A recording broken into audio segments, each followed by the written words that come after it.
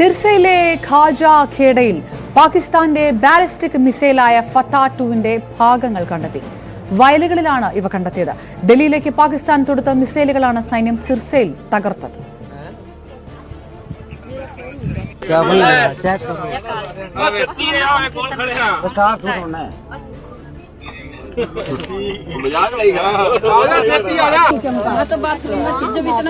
Mummy कह रही इतना बड़ा यार ये बड़ा था तो ये गनीमत रही कि ये खाली खेतों में आकर गिरा। तो अब देख मैंने तस्वीरें किस तरह के जो कै बजे से अंदाजा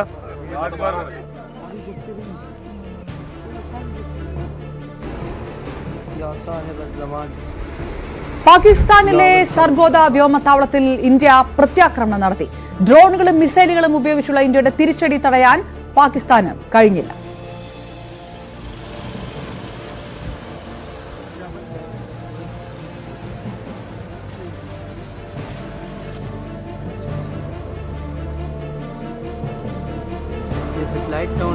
ये सामने धमाका हुआ है, इसमें हुआ है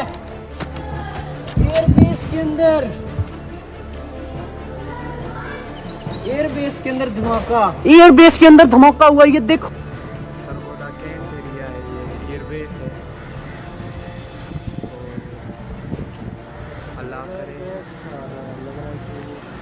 भी धमाका हुआ है, ये आप देख सकते हैं। अब ये भी धमाका हुआ है।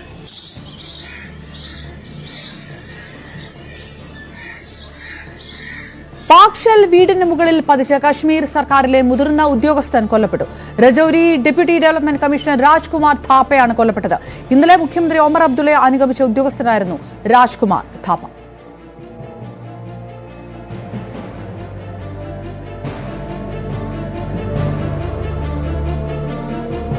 ആക്രമണത്തിൽ മരിച്ച രാജ്കുമാർ ഥാപ്പയുടെ വീട് ജമ്മുകശ്മീർ മുഖ്യമന്ത്രി ഒമർ അബ്ദുള്ള സന്ദർശിച്ചു.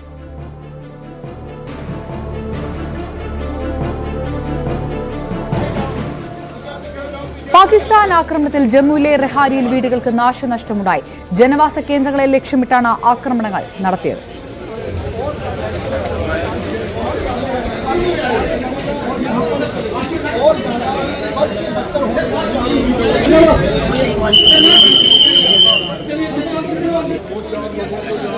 पुलिस के आसपास जो है ब्लास्ट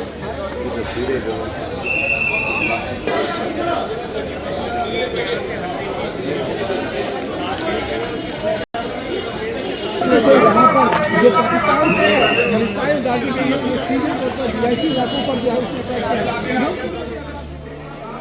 ആർഎസ്പുരയിലെയും അർണിയ സെക്ടറിലെയും ജനവാസ മേഖലകളിൽ പാകിസ്ഥാൻ ഷെല്ലാക്രമണം നടത്തി. ഇന്ത്യൻ സൈന്യം തിരിച്ചടിച്ചു. അതിർത്തിയിലെ ഗ്രാമവാസികൾ ബങ്കറുകളിൽ കഴിയുകയാണ്.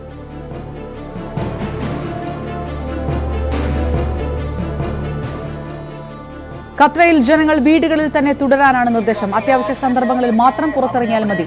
ആവശ്യങ്ങൾക്ക് ഹെൽപ്പ് ലൈൻ നമ്പറുകളിൽ ബന്ധപ്പെടാം. മാതാ വൈഷ്ണോദേവി ദർശനത്തിനായി എത്തുന്ന ഭക്തർ ഹോട്ടലുകളിൽ തന്നെ തുടരണമെന്നാണ് നിർദ്ദേശം.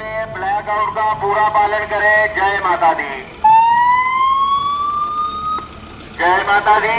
ये तमाम जनता से अपील की जाती है, कृपया करके अपने अपने घरों में रहे, बिना मतलब के बाहर ना आए, जरूरी काम के लिए ही घर से बाहर आए और रात में ब्लैकआउट का पूरा पालन करें. കശ്മീരിൽ ചെനാബ് നദിയിലെ സലാർ ഡാമിന്റെ കൂടുതൽ ഷട്ടറുകൾ തുറന്നു.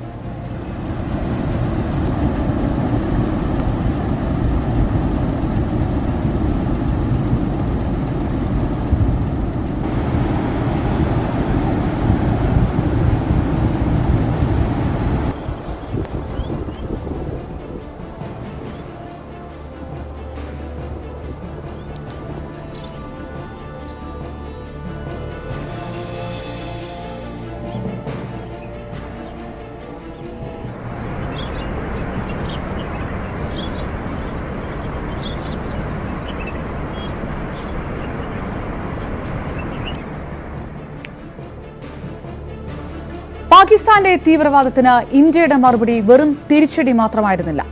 കൃത്യതയോടെയും ഏറ്റവും പുതിയ ആയുധ സാങ്കേതിക വിദ്യയോടെയുമാണ് ഇന്ത്യ യുദ്ധനയം വ്യക്തമാക്കിയത്. ഏതെല്ലാമായിരുന്നു ഇന്ത്യൻ സേനയ്ക്ക് ശക്തിയായ ആയുധങ്ങൾ? റിപ്പോർട്ട് കാണാം. ഓപ്പറേഷൻ സിന്ദൂർ എന്ന പേര് നൽകി ഇന്ത്യ ജെയ്ഷ് ഇ മുഹമ്മദിന്റെയും ലഷ്കർ ഇ തോയ്ബയുടെയും പാകിസ്ഥാനിലും പാക് അധിനിവേശ കശ്മീരിലുമുള്ള 9 തീവ്രവാദ ക്യാമ്പുകളാണ് തകർത്തത്. പഹൽഗാം ആക്രമണത്തിന് അങ്ങനെ പ്രതികാരം വീട്ടി. ഇന്ത്യയുടെ വിവിധ കേന്ദ്രങ്ങളിലേക്ക് പാകിസ്ഥാൻ തൊടുത്തുവിട്ട ആക്രമണങ്ങളെ ചാരമാക്കി. ലോകം ചർച്ച ചെയ്യുകയാണ് ഏതെല്ലാമായിരുന്നു ഇന്ത്യൻ സേനയുടെ പടക്കോപ്പുകളിലെ ആ ബ്രഹ്മാസ്ത്രങ്ങളെന്ന്. സ്കാൽപ് ക്രൂയിസ് മിസൈൽ അതിൽ മുൻപന്തിയിലാണ്. റഫാൽ ജെറ്റുകളിൽ നിന്ന് തൊടുത്തുവിടുന്ന ഈ ഫ്രഞ്ച് ക്രൂയിസ് മിസൈലിന് 560 കിലോമീറ്ററാണ് റേഞ്ച്. സബ്സോണിക് വേഗത്തിൽ ഭൂമിയോട് ചേർന്ന് പറന്ന് റഡാറുകളെയും വെട്ടിക്കുന്ന മിസൈലാണ് ഇത്. 450 kilogram warhead, GPS, infrared guidance എന്നിവ ഉപയോഗിച്ച് ബഹവൽപൂരിലെ ജെയ്ഷെ മുഹമ്മദ് ആസ്ഥാനം തവിട് പൊടിയാക്കുമ്പോൾ ചുറ്റുപാടുള്ളതൊന്നും തകരാതിരുന്നതിന് കാരണം ഈ പ്രിസിഷൻ അറ്റാക്ക് രീതിയാണ്. ഹാമർ ഗ്ലൈഡ് ബോംബും അയക്കുന്നത് റഫാലിൽ നിന്ന് തന്നെയാണ്. ബോംബ് ടാർഗറ്റിലേക്ക് ഗ്ലൈഡ് ചെയ്യുകയാണ് ചെയ്യുക. റഫാലിൽ നിന്ന് വിടുന്ന ഹാമർ ഗ്ലൈഡ് ബോംബ് സാധാരണ ബോംബുകളെ സ്മാർട്ട് വെപ്പൺസ് ആക്കി മാറ്റുന്നു. 70 കിലോമീറ്റർ റേഞ്ചും GPS ഗൈഡഡ് കൃത്യതയുമുള്ള highly agile modular munition extended range മുരുത്കയിലെ ലഷ്കർ പരിശീലന കേന്ദ്രം തന്നെ തകർത്ത് തരിപ്പണമാക്കി.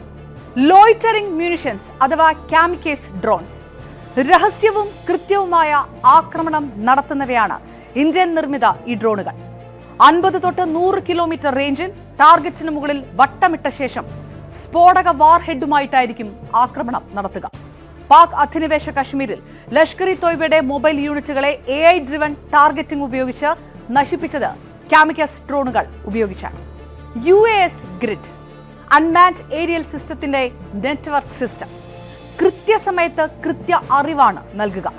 ഡ്രോണുകളും സാറ്റലൈറ്റുകളും സംയോജിപ്പിച്ച് മുസാഫറാബാദിലെ ക്യാമ്പുകൾ മാപ്പ് ചെയ്ത് മിസൈലുകൾക്കും ഡ്രോണുകൾക്കും കൃത്യമായ വിവരം നൽകിയത് ഈ ഗ്രിഡാണ്.